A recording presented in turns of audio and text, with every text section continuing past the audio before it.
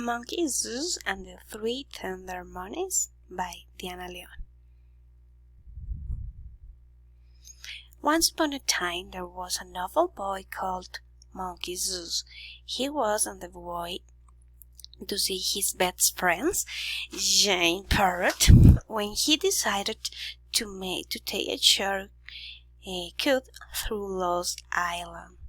It was long before Monkey got lost. He looked around, but he could see were trees. Nervously, he felt into his bag for his favorite toy, Mr. Potato. But Mr. Potato was nowhere to be found. Monkey began to panic. He felt sure he had packed Mr. Potato. To make matters worse, he was starting to feel hungry. Unexpectedly, he saw a tender money desert in a brown tub half disappearing into the trees. How odd, thought Monkey. For he wanted of anything better to do, he decided to follow the peculiarly dressed money. Perhaps it could tell him the way out of the forest. Eventually, Monkey reached a clearing. He found himself surrounded by houses made from different sorts of food. There was a house made from lettuces, a house made from biscuits, a house made from chips, and a house made from sweets. Monkey could feed his tummy rumble. Looking at the houses did nothing to ease his hunger. "Hello," he called. "Is anybody here?" Nobody replied.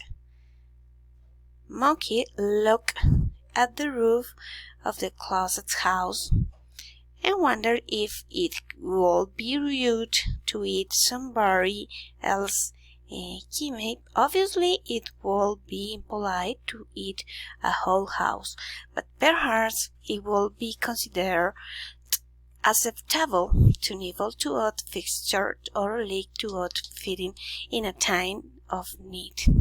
A cackle broke through the air, giving the monkey a fright. A whisk jumped into the space in front of the houses. She was carrying a cage. In that case was Mr. Potato. "Mr. Potato!" shouted Monkey. He turned to the witch.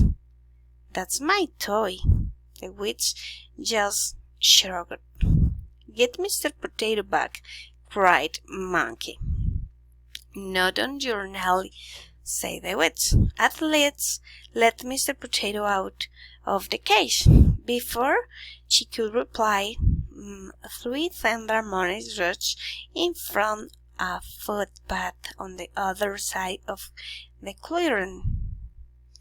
Monkey recognized the one in the brown top hat that he had seen earlier. The witch seemed to recognize him too. "Hello, Big Money," said the witch. "Good morning." The money raised Mr. Potato. "Who is this?" "That is Mr. Potato," explained the witch. "Oh, Mr. Potato will look lovely in my house. Give it to me," demanded the money. The witch shook her head. "Mr. Potato is staying with me." Excuse me," Monkey interrupted. "Mr. Potato lives with me, and not in a cage." Big Money ignored him. "Is there nothing you'll trade?" he asked the witch. The witch talked for a moment and then sighed. "I do like to be entertained. I'll release him to anybody who can eat a hole from dirt." Big Money looked at the house made from sweets and said, "No problem. I could eat an entire house made from sweets if I wanted to." "That's nothing," said the next Money. "I could eat 2 houses. There's no need to chop off said the witch. "Just eat one from dirt, and I'll let you have Mr. Potato." Monkey watched, feeling very worried. He didn't want the witch to give Mr. Potato the big money. He didn't think Mr. Potato would like living with the tender money, away from his house and all his other toys. The other two monkeys watched while Big Money poked on his beak and withdrew a knife and fork from his pocket. "I'll eat this whole house," said Big Money. Just you watch." Big Money pulled off a corner of the front dirt of the house made from biscuits. He gulped it down, smiling, and went back for more and more and more. Eventually, Big Money started to get bigger, just a little bit bigger at first, but after a few more forkfuls of biscuits, he grew to the size of a large snowball, and he was every bit as round. "I don't feel too good," said Big Money. Suddenly he started to roll. He rolled so round that he could no longer balance. "Help!" he cried, as he rolled off down a slope into the forest. Big Money never finished eating the front door made from biscuits, and Mr. Potato remained trapped in the witch cage. Average Money stepped up and approached the house made from chips. "I'll eat this whole house," said Average Money. "Just you watch." Average Money pulled off a corner of the front door of the house made from chips. She gulped it down, smiling, and went back for more and more and more. After a while, Average Money started to look a little queasy. She grew greener and greener. A woodcutter walked into the clearing. "What is Butch doing here?" he asked. "I am not a Butch, I am a Money," said Average Money. It does," exclaimed the good cutter. "Those talking bushes are their worst kind. I'd better take it away before somebody gets hurt." "No, wait," cried Average Money, as the woodcutter picked her up, but the woodcutter ignored her cries and carried the money away under his arm. Average Money never finished eating the front dirt made from chips, and Mr. Potato remained trapped in the witch cage. Little Money stepped up and approached the house made from sweets. "I'll eat this whole house," said Little Money. "Just you watch." Little Money pulled off a corner of the front dirt of the house made from sweets. He gulped it down, smiling, and went back for more and more and more.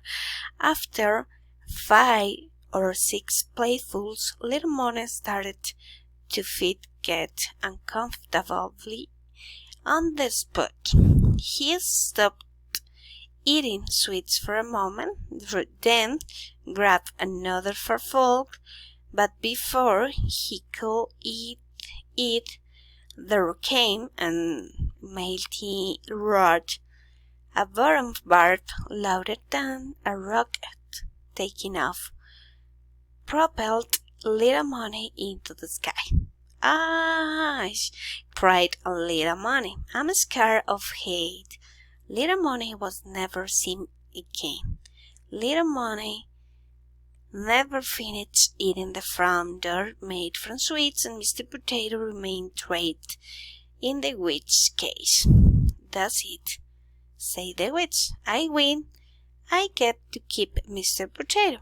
Not so fast, said Monkey. There is still one front door to go.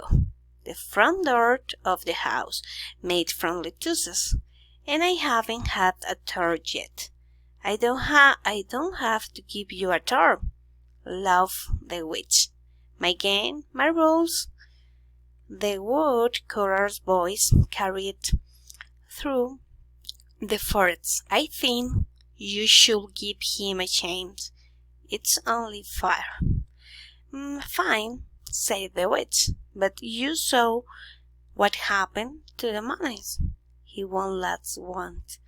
I'll be right back, said Monkey. What? Said the witch. Were you saying of importance? I thought you wanted Mr. Potato back.